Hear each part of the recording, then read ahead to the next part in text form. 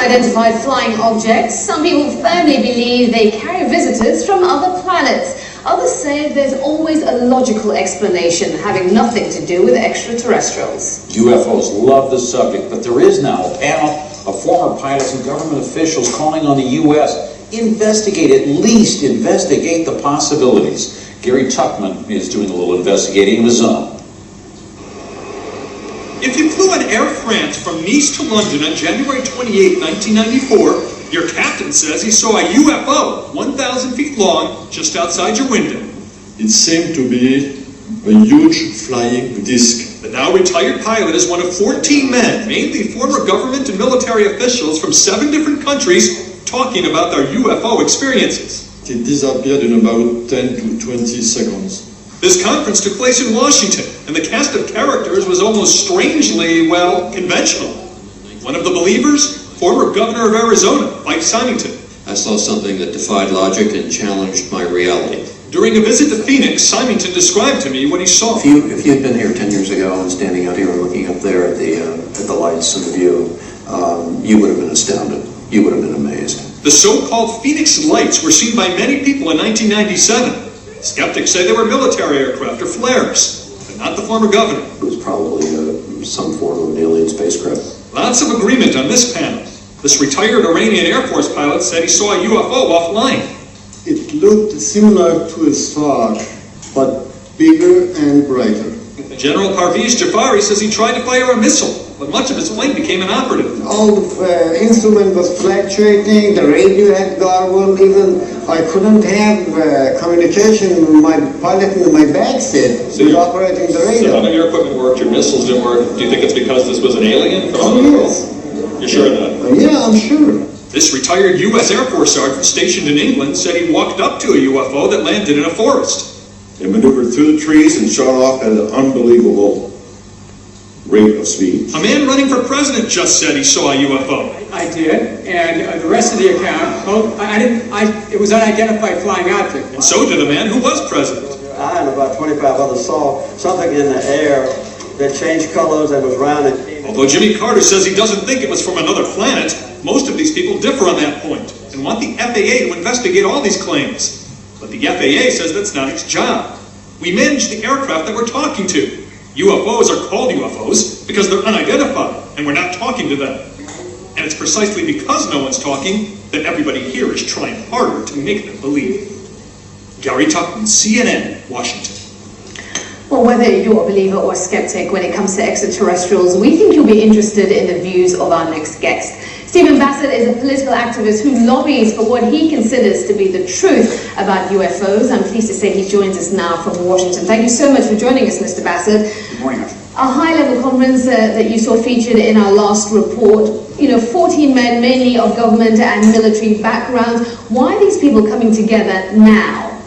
Well, I have to point out that this excellent press conference, which was put together by the Coalition for Freedom of Information and film producer James Fox, is only the latest example of witnesses of high-ranking station coming forward to talk about events and evidence.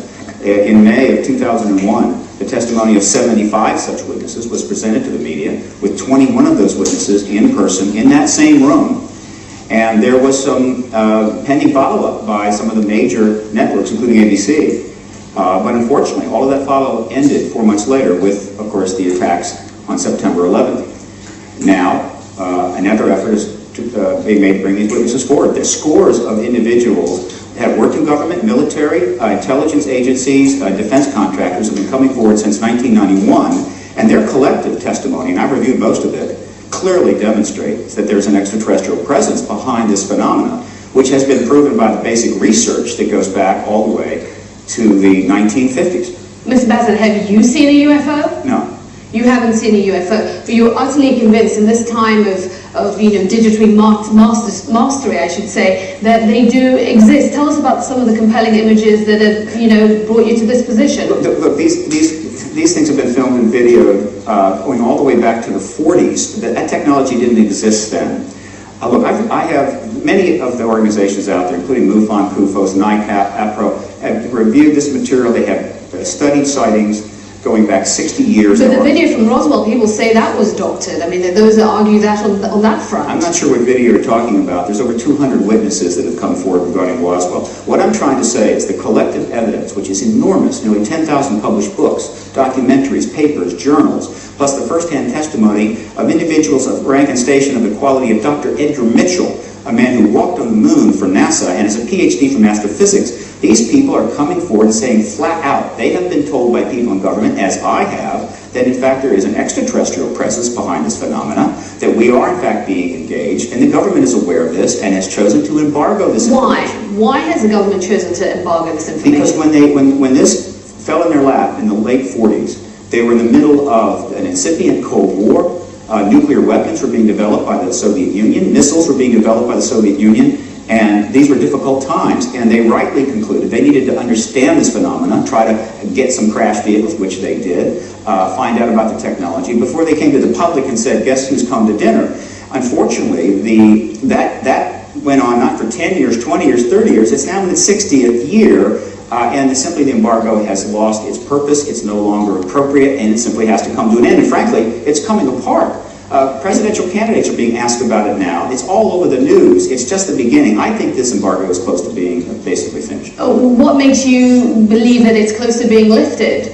Because the American media, when they finally get on a story, when they finally kind of loosen the shackles of government misinformation and get the bit between their teeth, they can run down a story like nobody. And I see that starting to happen. When you see Chris Matthews asking Richardson about this question, when you see Tim Russert, the dean of television journalism in this city, asking Kucinich about this question, I expect Hillary Clinton to get a question soon, and I can assure you I and my colleagues know a great deal about what Kucinich really knows on this issue, what Richardson really knows on this issue, and most definitely what Hillary Clinton knows on this issue, and they're no longer going to be able to avoid this subject. They're going to no longer be able to avoid these questions. They're going to have to go on the record and let the American people decide whether they're being mendacious or whether they're being truthful. Yeah, let's just go back to that point about these presidential hopefuls who you say no more than they're letting on.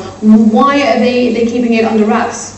Because it's just so difficult to take on the really tough stuff. Everyone wants to be president without having to really take on the issues. They want to obfuscate, dodge, weave, tap dance, triangulate, and just sort of glide into the White House. And those days really have to end. The American people are disgusted.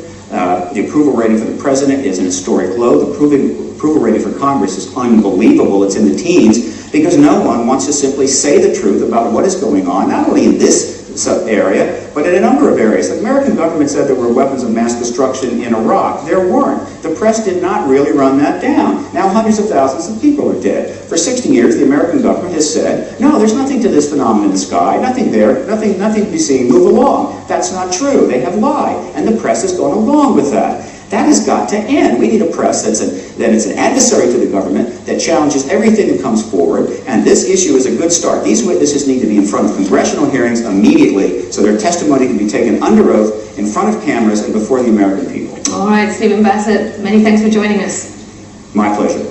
Wow, interesting. Very interesting, although he hasn't seen one himself. Well,